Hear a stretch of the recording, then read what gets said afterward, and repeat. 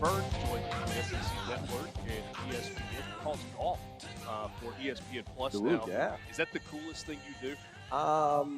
You can be yeah, honest. it's pretty cool. I'm not gonna lie. Like I do just enough to where I can do like SEC men's and women's golf. So I'm actually on the golf course over when we do it in Birmingham for the women's, and then Sea Island, of course, for the men's tournament. And then somehow, whenever we took over the PGA Championship contract for ESPN, I guess they didn't have enough human bodies, so they're like, "Do you want to call featured groups for PGA Championship?" I was like, "Hell yes, I do." So Yes. I did it the first year when Mickelson won over at Kiowa, and I guess I fell underneath the radar, and the fact that nobody knows that I've still been doing it. So now this is year 3 of it. It's a freaking blast. Really cool. So much fun. Really so cool. much fun. Which of the majors is your favorite? I mean, the Masters is just the Masters, right? I mean, like it's you know the course, you know the memories every single year. You have it there. Actually, after Hey, Dad's like, oh sure. Like, you don't. No, I'm not a big golf. It doesn't I know matter. The like there's certain I wouldn't expect you to be like dialed into like Oak Hill or Right. Southern Hills for the PGA Championship or even the Open Championship or U.S. Open. But by God, you got to know what the Masters. I know. is. I know what it is. Okay. Do I you know what watched state it is? It's in Georgia. It's Okay. in Augusta. Okay. I know just where make, the Masters is. All right. I'm just making sure. You got to have a proper respect for the sport. Well, this guy over here, man. He Well, kills yeah, me he's a with stick. golf. He understands Yeah. it at that point. So Just average. I would say it's Masters 1. I like the Open Championship, aka the British Open, probably second. You probably go third for the U.S. Open, and then probably fourth PGA Championship. But the PGA has grown on me now that it's actually earlier in the year, and it's not the last of the majors. I agree with that. And what I love is Open Championship coverage. You wake up and it's on. But I know there's so many golf courses that are great on the East Coast. This is killing Hey Dad that we're talking golf right now. Oh, we're going to get there. I promise. I know. You could just see his legs shaking too. Like, I have. don't It's a want to have to do constant. anything. It's a constant battle. So I know they're great golf courses on the East Coast, and you would never go away from it. But I love a West Coast U.S. Open because you get to watch it late at night. Although the West Coast U.S. Open this year sucked. It did. Let's be honest with you. I did not like Los Angeles Country Club, and the fact like It was not ready for prime it time. felt like. How did you feel about it? Honestly, I watched. I know. I watched. No, it, you see, you did, and then I was right? just like, this It was golf kind of- course is not U.S. Open golf course. It was just a stale environment, and it felt like too hoity-toity. I was not a very enjoyable experience. Richard loved it just for that reason because it was hoity-toity. I do hoity-toity as good as anybody, and I even thought it was just too much. A little too much for you. This is football media days, not golf Yes. media days. And so Hey Dad's going to throw something at me if we don't get to some college football. So let's start in our home state with Mississippi State. Zach Arnett, the Bulldogs here yesterday. Did you have a chance to talk one-on-one with Zach Arnett? Just for a couple of minutes briefly, when they were kind of passing through and doing stuff. Like, what I love about Zach is every time that, on our show, we're not very serious between me and Chris Doring, as you guys know. We try to have some fun.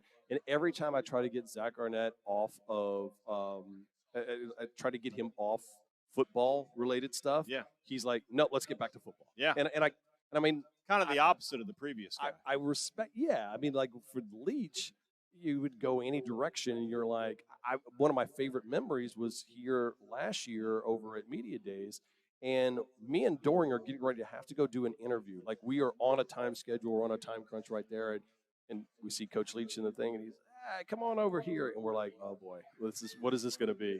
And typical Leach, it was like 17 minutes later, and it was like the most meandering. There was no rhyme or reason to the story, but you couldn't help but like just want to stay because it was Coach Leach, and it's big shoes to fill for Zach, right? It's in a tough spot, but I think that for him, just say, listen, I'm all about football, and I like it, and I'm really intrigued. I think, you take the Magnolia State, both State and Ole Miss, and find me more of an intriguing quarterback situation in any state. I don't in all of college football, right? Because of how many they got at Oxford, and Will kind of making that transition from air raid to what Barbe is going to be able to do. All right, he asked the state question. I'll ask the Ole Miss question. Oh, this is a role reversal. This is cute. Going back to Mike Leach, Yeah. one of my favorite interviews that we did all time. Because he obviously had the house on Key West, Yeah. really close to Cuba, and I asked him, "You ever been to Cuba?" Off. Turned into a conversation about Ernest Hemingway, and we weaved Jimmy Buffett into it somehow. Oh, He and listed it was every place he had ever incredible. lived. And I did not know he lived in Finland for a time, but What? he did. He lived in Finland for a time. Did he He's- coach a football team in Finland? Yes, he coached a football team in Finland. Again, it's going to be one of those deals where you all of a sudden you'll read even more and more books. You're like, I had no idea. Like Greg Popovich is kind of that way, to where Yeah. you're like, wait a minute, he was part of a CIA agent. And you're like, what?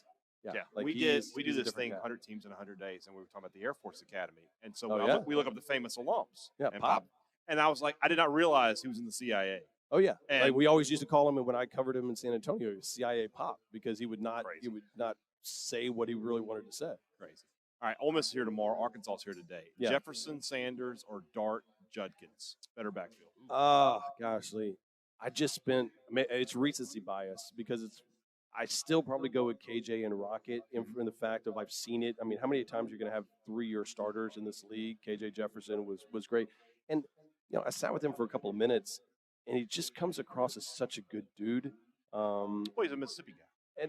And listen, he talked about that. I asked him about how name, image, and likeness had kind of changed his life. I guarantee you, he's probably making more money than us combined right now. KJ Jefferson, he's probably doing pretty well. I don't know if he's 7 figures, but he's probably high 6 figures. Richard makes a lot. Well, I know that. That's why he's hoity-toity in all these country clubs. What's impressive about him is that he's down to earth.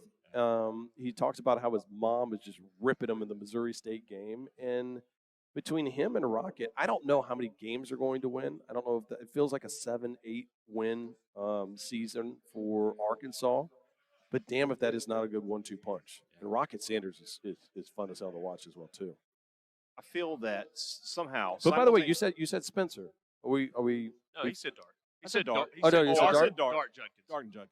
Okay. So we're saying that it is Oh, Dart, or I'm is saying that it. collectively we feel like that's how it's trending? Yes, that's how we feel. It's trending. Okay, all right. So then why? Well, okay, I love this because everybody Turn has around me. on us. Ask Well, us no, some because questions. I keep coming on these shows and then people want to ask me questions, and I'm like, no, like I literally wanted to flip it on you guys Go because ahead. I'm like, walk me through the Spencer Sanders thing, right? Like I'm intrigued because I'm like, Jackson's going to be that guy. Like I understood Walker because he knew there was going to be That's it was the going to future. it was going to be Jaden Daniels, and then it was Nussmeier. So that was what was going to happen at LSU. Yeah. But then Walker could say, all right, I'll be the next guy and opt for the future. But the Sanders thing is intriguing for a guy that has, 1 year of eligibility left? 1 year of eligibility left, and I think probably NFL aspirations. I'm not 100% convinced that there were quite as many options for Spencer Sanders Okay. as some people have led you to believe. So it was an option. I think Lane Kiffin plays a role in that. I think Probably Spencer Oxford plays a role in Sanders- that. I mean, to some degree. I mean, I don't know if it does as much for a Mm. for a 1 year player who's trying to maximize the stock for the NFL. I think Ole Miss was very competitive, maybe even more than competitive in the NIL space. Yeah. And so there's something to it there. And my guess is that Spencer Sanders believes that he's good enough to win the job and beat out whoever if he gets a fair shot. Now, see, I'm not convinced of that though.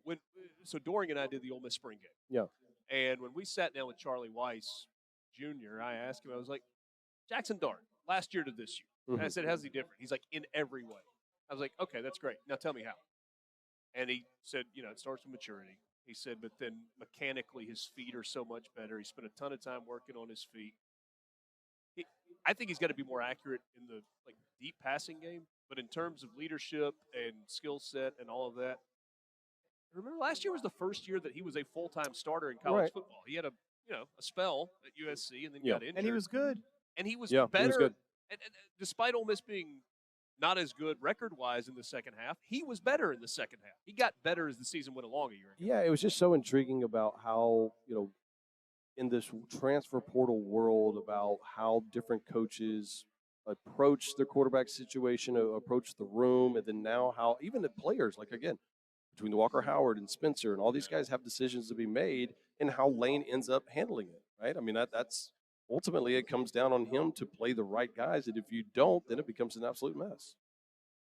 Is there LSU was a big surprise last year, much to your pleasant surprise. Huge surprise. I mean, after that FSU game, Yeah. I mean, we were just like, dear I mean, Lord, have you what heard is my happening? LSU hot take? I'm ready for. Hold on, let me get my recorder All right, going. here we go. 0-1, and then they don't lose again. It would not surprise They me. don't lose again after. Florida State is damn good. That game on that 11-1 in Sunday the regular night, season. I could.